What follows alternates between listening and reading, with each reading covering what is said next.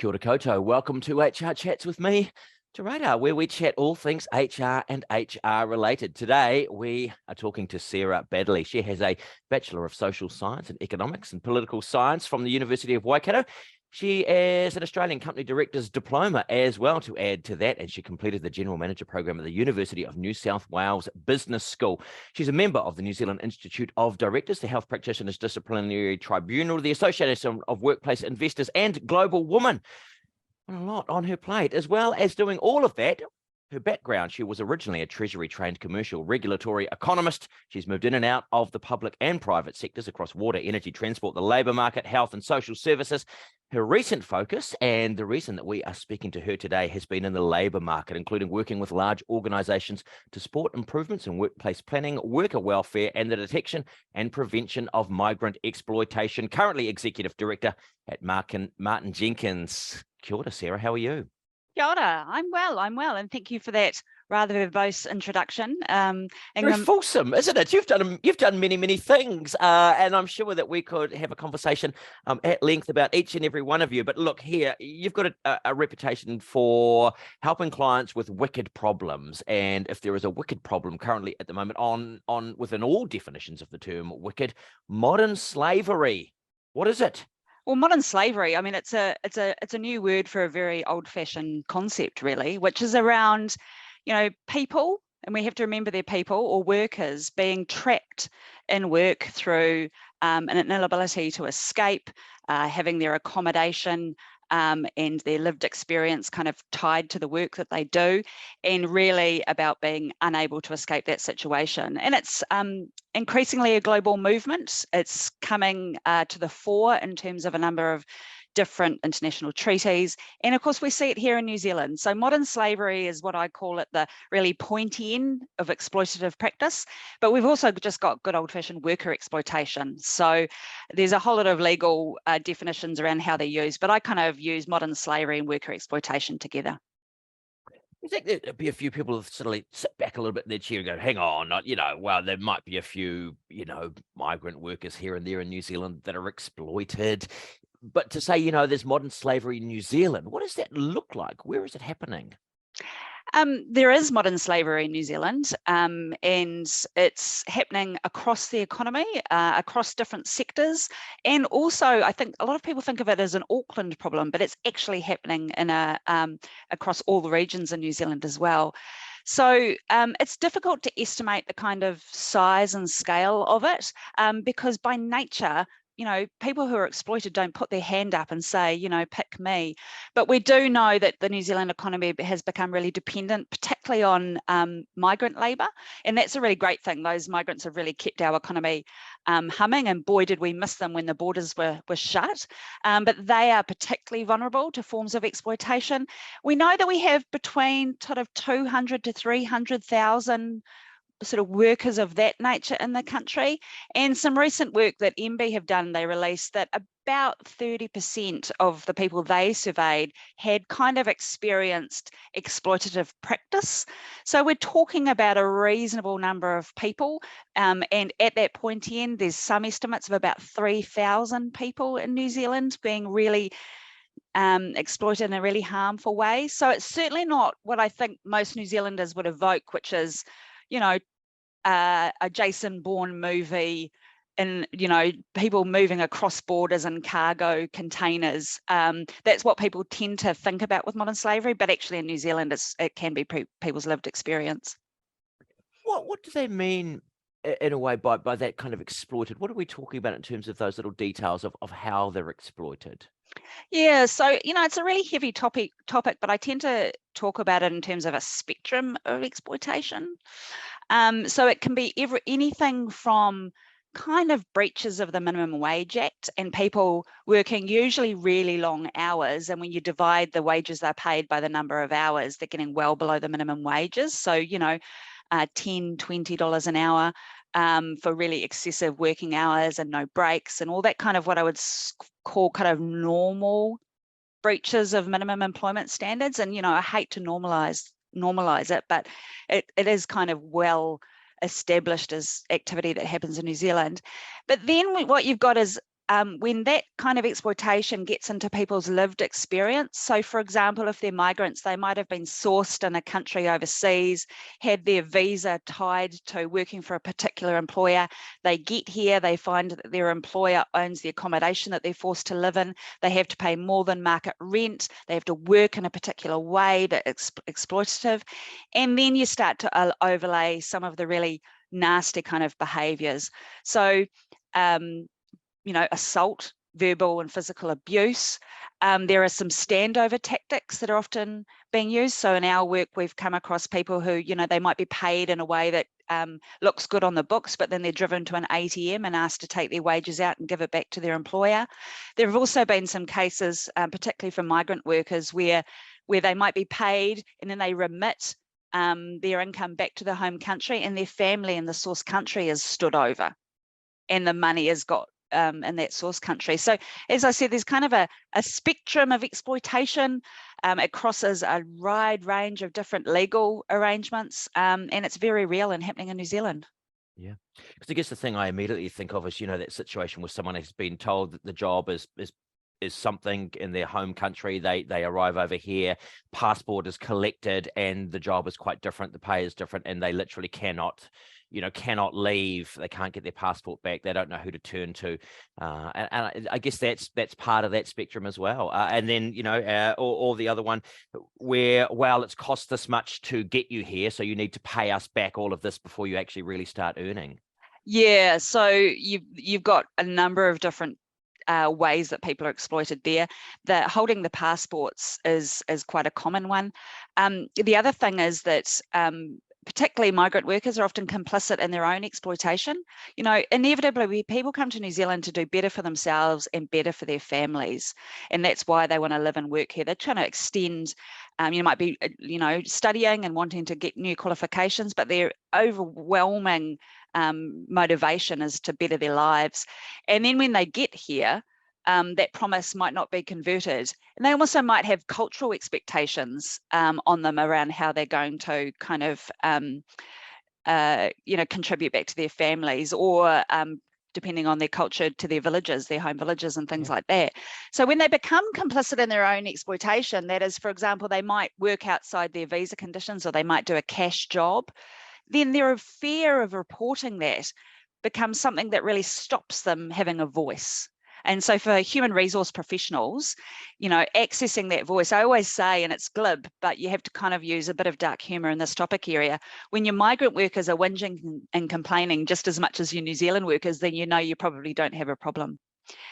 So that's one. There's all. It's right. A good test, right? Isn't that interesting? Isn't that what, I wouldn't have thought about that. And actually, isn't that right? If people feel they have the power to complain about things, then they're doing that from a point of strength in a way. Yeah, absolutely. They've got agency, they've got voice. One of the things that I often talk to human resource leaders and people leaders about is never rely on an engagement survey to be comfortable that things are okay, because usually migrant workers are very happy indeed when it comes to speaking to authority about their circumstances. So I have come across organisations that I've worked with, and they said, but our engagement survey results were amazing. And I said, yes, of course they were. Yeah. And then you've got the cultural, relationship. There's different relationships with authority and status through different cultures as well. And I guess you need to be really conscious of that. Yeah, that's a really sensitive issue. And often what I'm doing is working with leaders who, like me and, like you too, Radar, have coming from a position of privilege in terms of being New Zealand European descent. And there is some really interesting behaviours that go on when people like me think about this kind of activity. There is good data that sadly some of the exploitation that's happening in New Zealand has what we call co-ethnic factors. So that is that it's people from the same ethnicity of the worker doing the exploitation. And that's kind of really complex. And there's a really excellent academic in the University of Auckland, Christina Stringer, who has some really good insights into why that occurs. But I always challenge people to say, don't distance yourself from that. Don't, other that activity, because ultimately you could be a beneficiary of that treatment. So don't kind of diminish the reality of people's experience in New Zealand by saying other people are doing it, it's them over there, because actually it's everywhere and it's everyone. It's everywhere. Well, having said that it's everywhere, is it anywhere in particular more than other places? Like I'm thinking, particularly within, say, the horticulture section, often comes up there. I saw an immigration conference where one of the heads of immigration stood up at a horticulture conference and said, there is slavery in your industry. We know it's there. We're prosecuting. People are going to prison. If you know about it, you are complicit and it must stop. And people really got their noses out of joint.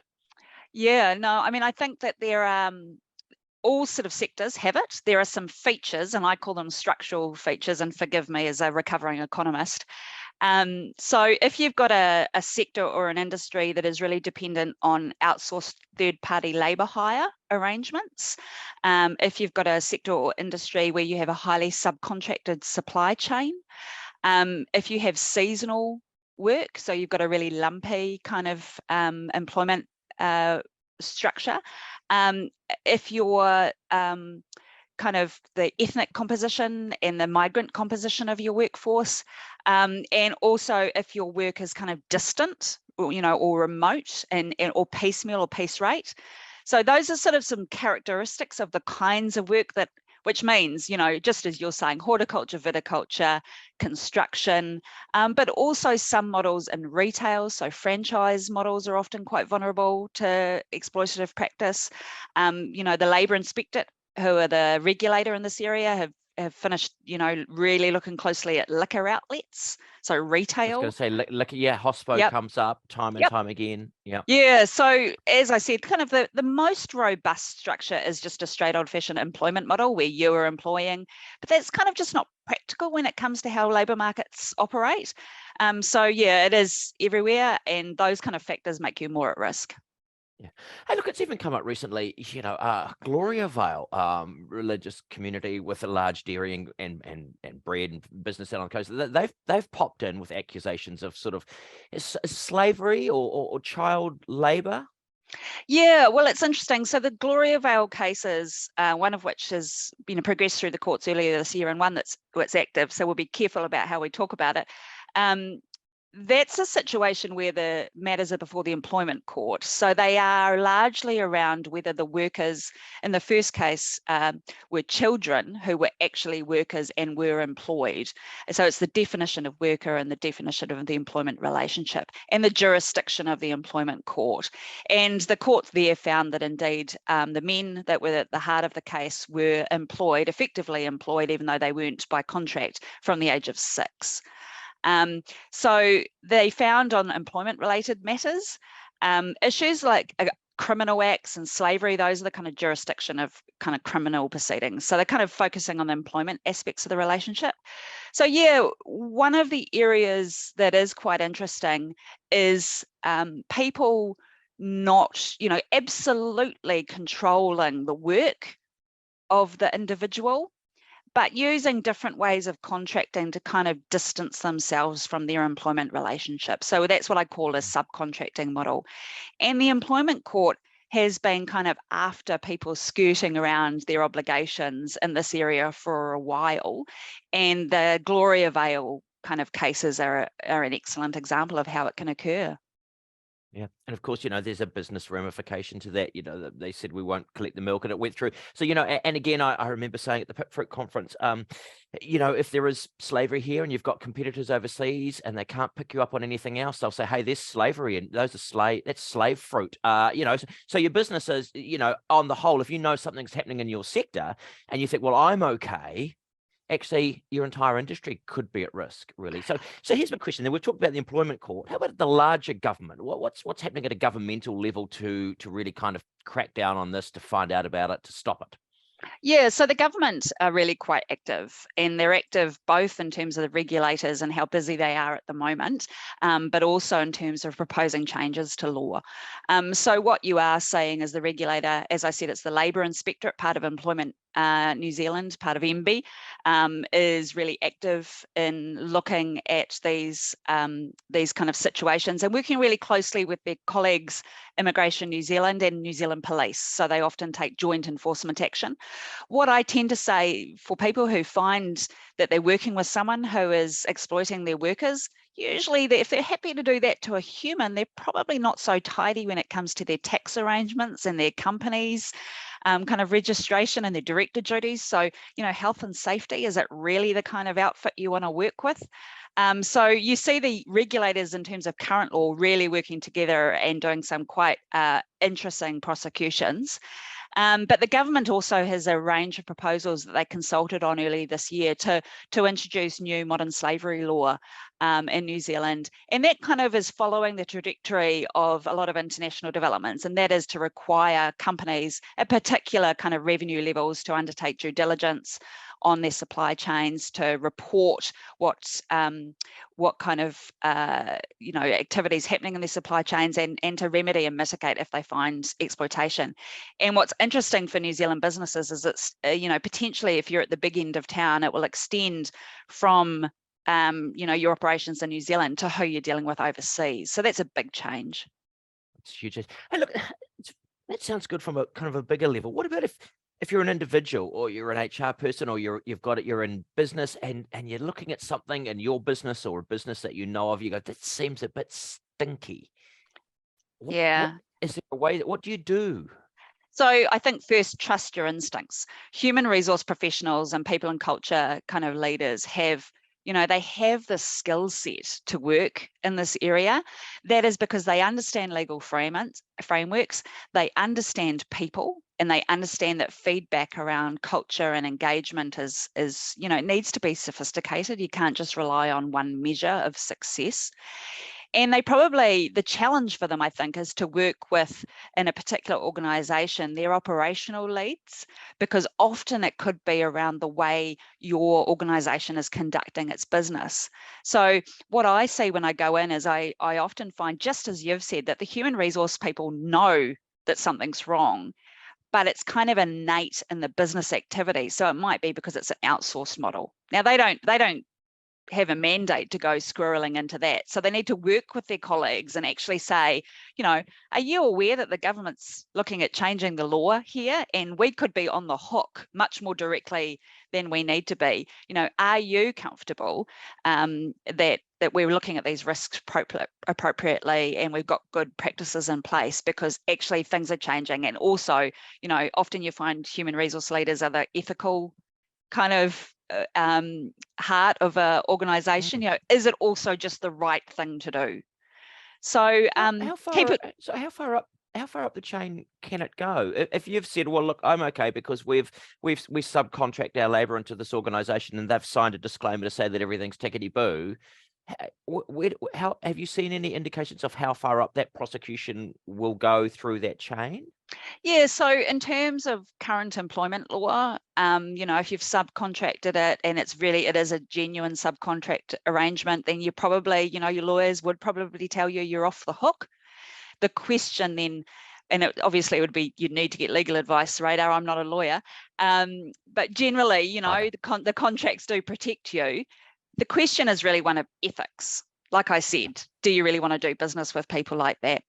The other thing I'd probably say is that, a lot of New Zealand businesses are small. You can't think that everyone is intentionally out there to exploit people. Sometimes they just get it wrong. The people you might be subcontracting to are kind of mums and dads, to use a gender normative term, who are, running a business from the kitchen table. And, who hasn't had a breach of the Holidays Act? Many reputable corporates have had a breach of the Holidays Act. So I think kind of a victim-centered approach is actually not to just exit the arrangement, but actually to work with your partners to sort of set expectations and help them tidy up their arrangements. And you can do that through things like a code of conduct, supplier expectations, regular kind of reporting about how, and assurances that they are actually doing the right thing. Yeah. Any kind of, I guess, big cases that have come through, we talked about Gloria Vale, the Joseph Matamata case, I think, was just recently as well. Are they the big ones that if people are interested, they can have a look at and sort of dig into and see what was going on?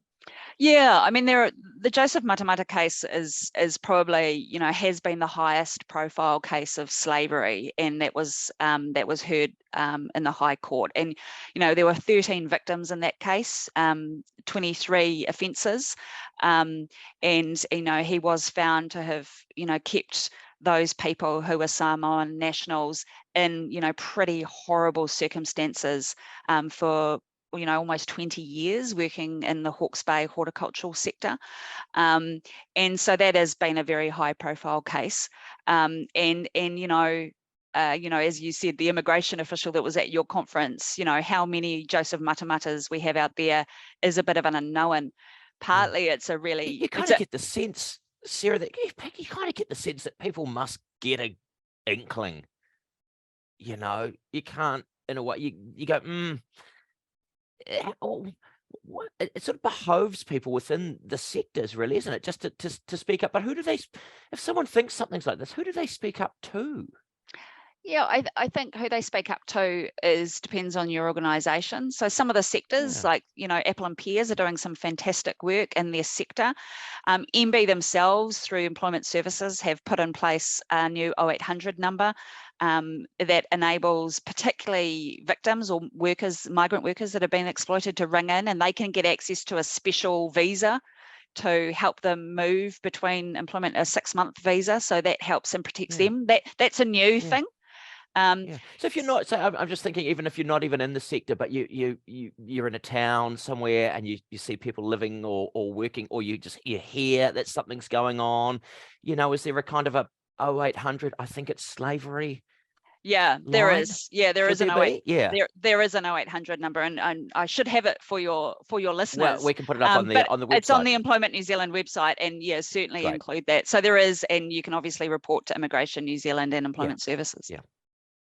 Brilliant. Hey, look, and it's funny, we think we don't have any contact. There was just actually, we're talking the areas that it's in. There was just a big report, I think, from ProPublica in the States on modern slavery in the phone scam world, which is, it's, those people who ring you up and you think, how can you do this? Actually, it's entirely possible many of them are being held in these kind of conditions. So it is a global thing, but it is, as you say, it's very much a local thing.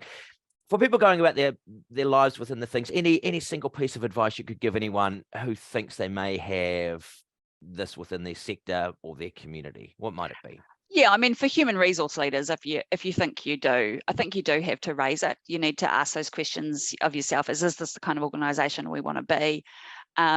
Know that the regulators are getting more active. Know that the government's contemplating law change. Put in place systems within your organisation that can look at the risks. Like I outlined some of the structural things that make you more vulnerable than others. Know that you can't get to perfection overnight. As I often, when I work with companies, I'll say the first thing you do when you lift this rock is it's going to get worse before it gets better. If you go looking for it, you'll find more of it because it's so insidious. So know that you will be on a path, but it is the right thing to do. And for those that do find it and do start to take action, I always say go into it with humility because of that, because it will get worse before it gets better, but it is the right thing to do because nobody wants workers to be treated this way. No, and we're not talking a slap on the wrist and a small fine, are we? Well, potentially, yeah. We're going to see what the government does with their new policy changes they're putting in place, and that will, that's something that a lot of people who work in this area are watching. Yeah, we talk. Was it 10 years or something in prison? It's hefty. Yeah, well, for the slavery end of things, it's criminal offences. It's not good. Yeah. It's not good. Are you optimistic? You seem an optimistic person, Sarah. Yeah, you've got to be optimistic. Working in this area, what I find is, people are much more aware. As I said, modern slavery is a very old concept. Us humans have been doing slave-like things to each other for a long time.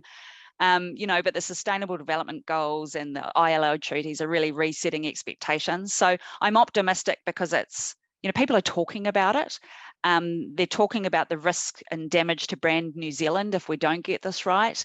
They wanting to do the right thing. We find that people, when we go in and help them, they're very open, might almost say vulnerable to kind of how they can work through their own systems and do better by others. So, you've got to have a bit of hope and humanity, don't you, Radar? Or else, what's the point? What's the point indeed, Sarah Baddeley, currently Executive Director at MartinJenkins. What a fascinating conversation around those practices that just are there skirting, lingering, lurking under the rocks, just waiting for us to pick them up and see what's going on. Hey, look, if you know anything about this, you want to have any continuing discussions, I'm sure Sarah is more than happy to be contacted. Likewise, have a chat through to HRNZ or pop along to the Employment New Zealand's website. That's them, their website. And look, if you do see it or hear of it, even if you have an inkling, as Sarah said at the start, these are people and they're often people at their most vulnerable. So if you can do something about it, please do. What an excellent HR chat this has been. We could talk all day, Sarah. We could just keep on chatting, I am sure, about this and many other options. But time is up. So from me, for now, if there's anything else you would like us to chat about on HR Chats with me to Radar, then do let the HRNZ office know. Goodbye.